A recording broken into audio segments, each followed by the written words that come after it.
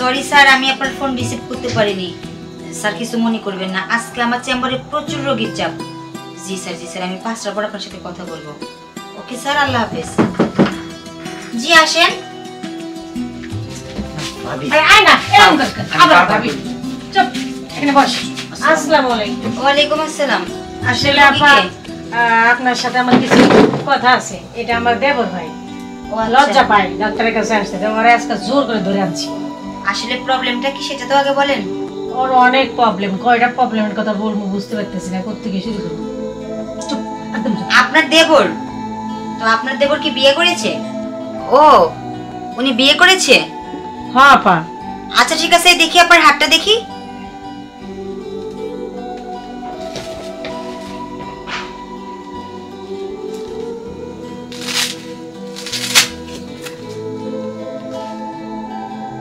এই হাত ছাড়াও।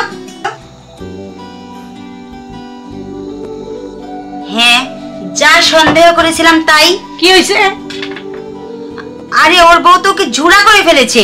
হ্যাঁ, কি করাবা? ঝুরা হয়েছে মানে কি হয়েছে? আরে ওর বউ তো ওকে ঝুড়া করে ফেলেছে। আপা, এটা কি কথা কন? ঝুরা করে ফেলছে মানে? আরে আমার বউ আমারে জোড়া করে নাই।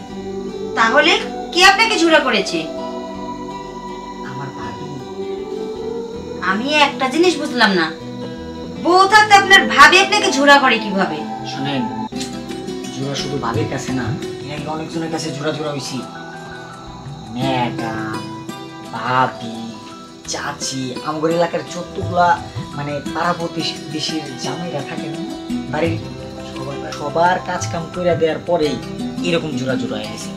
ভাগ্য ভালো ড্যামে মারা যায়নি, আমরা তো বাঁচিয়ে আছি নাকি, একটু শরীর তো সুস্থ আছে। তোমার যা বডি, এ তুমি জুরা জুরার পরে বাইসে রয়েছে কেমনে? আমি ডাক্তারই এত ফেলে গেলাম গা, আমার ডাক্তারি চিকিৎসা ফেলে যাবো গা তোমার কাছে। গরুর ওষুধ মুষুধ দিয়া যদি মোটা তাজা করা যায় তাও করে। আপা, আমি আর সহ্য করতে পারতেছি না, একটা ব্যবস্থা করেন না আপা, আমি খুব কষ্টে আছি। এই আপনি চুপ করেন, আপনার জন্য আজকে রুগীর এই অবস্থা। রুগী তো মায়ের সেরে তারপর আমার কাছে আইছেন। কি কন আপা? ওষুধ পানি নাই? আসলে সত্যি কথা বলতে কি, উনার যে রোগ, এই রোগের পড়াশোনা আমি জীবনেও করি না, আপনি অন্য কোথাও নিয়ে যান। কি কয়? ডাক্তার পড়াশোনা করেনি, রোগীর চিকিৎসা করতে পারে না, এমন ডাক্তার তো কোনো জন্ম দিই না। আসলে আপনি ডাক্তারই না। এই ওর তো মানুষ মানে একবার নষ্ট করবার লাগে, ওই অন্য জায়গা যাবো। তোর দরকার হলে আমি হাঁড়াবার ওষুধ খামুলা। একেবারে ফাজিল, খালি আমি ডাক্তার নাইলে মূর্খদের মতো গালাগালি করতাম। মান সম্মানের ভাই কিছু কইলাম না। কামিন। আসসালামু আলাইকুম ম্যাডাম। ওয়ালাইকুম আসসালাম, বসো। ধন্যবাদ ম্যাডাম। আচ্ছা, একটা কথা জিজ্ঞাসা করি, ডোন্ট মাইন্ড। আসলে তুমি দিনে কাপড় চোপড় কয়বার ধো? কেন ম্যাডাম? না মানে তোমার যা চেহারার অবস্থা তাই জিজ্ঞাসা করলাম আর কি। তোমার যে চেহারা ভাঙ্গা চিড়ে গেছে না, আসলে তোমার যে চেহারা ভাঙ্গে গেছে, কি কারণে ভাঙছে তুমি কি এটা বুঝতেছো না নাকি? কি বলতেছেন ম্যাডাম? আমি তো কিছুই বুঝতেছি না। আচ্ছা, তুমি তো ছোট মানুষ, তুমি আসলে বুঝবা না। তোমার চাচারে জিগাই। এই চাচা, এই যে চাচা, আপনার ভাস্তে যে এই সমস্যা, আপনি এর আগে আমার কাছে নিয়ে আসেননি কেন? হ্যাঁ, আরে ম্যাডাম কি বলেন এইসব? আমার ভাস্তি হতে যাবে কেন? ও তো আপনার মেয়ে, তো মেয়ের সমস্যা কি? সি সি, আরে ম্যাডাম আমার স্ত্রী সে। ও আপনার ওয়াইফ? আসলে আপনি জীবনে যেটা রিস্ক নিছেন না, এই বাচ্চা মেয়েরে বিয়ে করে আপনি জীবনের রিস্ক নিছেন, আপনার তো মামলা হওয়া উচিত। আচ্ছা যাই হোক, আপনার নাম ঠিকানাটা বলেন তো। এ ম্যাডাম ম্যাডাম দাঁড়ান ম্যাডাম। আপনার বাবার নাম কোন? আরে আমার আমার আমার চিকিৎসার দরকার নেই। না না না। কি করলেন আপনি এটা? এদিকে আসেন ভাই। এই আপনার নাম, বাবার নাম বলেন। আরে চিকিৎসা যার করবে তার নামটা না কেন, আমার নাম কেন? আপনি কিন্তু অতিরিক্ত কথা বলেন, রোগীর পরে আপনার বাবার নামটা আগে বলেন। আচ্ছা না, নজরুল নজরুল। আপনার আপনার নাম বলেন। আমার নাম লফু। এই আপনার বাবার নামটা বলেন। আমার বাবার নাম নজরুল, আমার নাম লপু, গ্রামের নাম সৈয়দপুর। ম্যাডাম এসবের তো দরকার হয় না ম্যাডাম, এত নাম লিখতে হবে? আপনার বয়স কত? ম্যাডাম এসব এত জানার তো দরকার হয় না ম্যাডাম, এত জানাচ্ছেন কেন? এই ডক্টর আপনি না আমি? আপনি? আপনার মার নামটা বলেন। বুঝলাম না। সুফিয়া বেগম। ঠিক আছে শুনেন, জি ম্যাডাম। আপনার ওয়াইফকে ভালো ট্রিটমেন্ট দিতে হবে, এই জন্য এত নাম ঠিকানা নিলাম। সত্যি বলছেন ম্যাডাম? ছোট্ট করে আপনি বসুন, থানায় একটা ফোন দিয়ে নেই। এই এই এই ম্যাডাম এসব কি করছেন? এই চলো আমার চিকিৎসা দরকার নেই ম্যাডাম। কিছুই তো বুঝলাম না।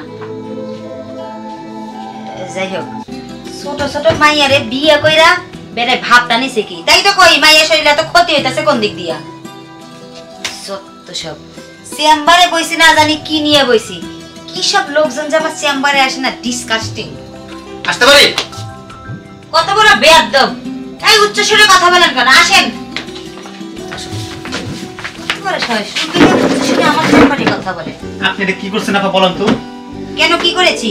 আপনি তো আমার সর্বনাশ করছেন। আপনার আবার কি সর্বনাশ করলাম? আপনি আবার কি সর্বনাশ করছেন জানেন না আপনি? আপনি এটা কি ওষুধ দিয়েছেন? হ্যাঁ এটা আপনার এই রুগী বউটা না? হ্যাঁ, কেন চিন্তা কি সমস্যা হইতেছে আপনার? না সমস্যা তো হইবই। আইলো কেমন হ্যাংলা পাতলা, আড্ডি খড়ি, হাঁটতে পারে না, পইরা যায়। এই জন্য তো আমি ওনার একটা ভিটামিন, মালয়েশিয়া থেকে ভিটামিনের ওষুধ দিয়েছিলাম। তো এমন একটা ভিটামিন দিয়েছেন যে রাত্রে ঘুমাই থাকে একসাথে সকাল দেখি নাই। আপনি তো আবার সর্বনাশ করছেন। কেন আমি আবার কি করলাম? কি করেন নাই সেটা বলেন। আর কি ওষুধ দিয়েছেন যার কারণে এত এত এই হইছে? কি হইছে? কি হইছে? রাত্রে যখন একসাথে শুয়ে থাকি, সকালবেলা ওইটা দেখি আমার ডান পাশে আমার বোন নাই। কই যায় জানেন? কই? ওর পুরুষের কাছে যায়। একটা জিনিস বুঝলাম না। আর তুমি তুমি আমার এই আফার কাছে আনছো কে? আফা, আপনি যে ওষুধ দিচ্ছেন আমারে, আমি খায়া দেখেন কি সুন্দর মোটা তাজা হইছি। আর এত ভালো লাগে আমারে, সে সুন্দর লাগে। আর আমারে এখন পর পুরুষে না আমারে অনেক আদর করে আর অনেক ভালোবাসে, বুঝছেন? Good, very good.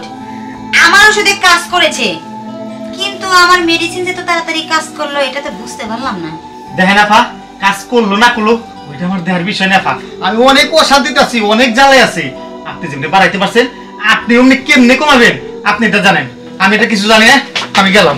এই বেটা, বেটা কথা বুঝিস না? বেটা আইসোস, এ যান।